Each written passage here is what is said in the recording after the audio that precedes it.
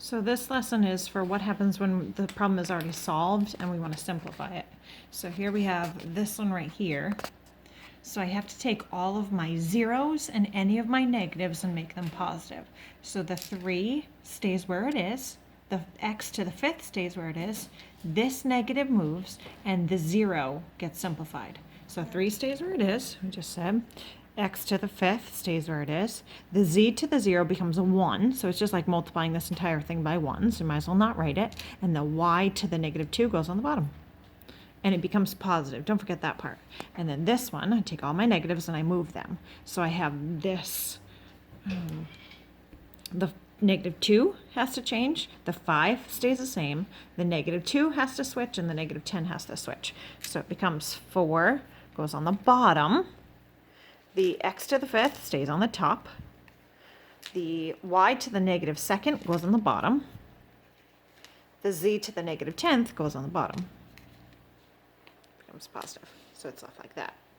This next one, the negative switch. So I only have this negative here. So the 4 stays on the top.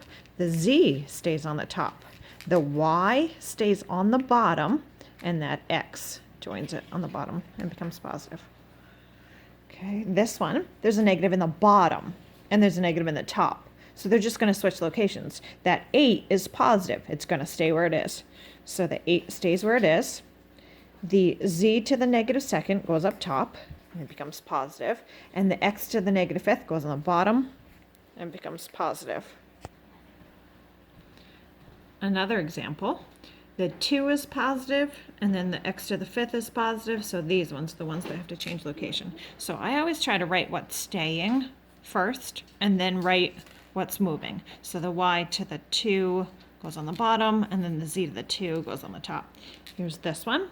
Every single one of them is going to move. So I take my fraction, and I put the 3, I put the x, and I put the y. I have to have a place value for the top.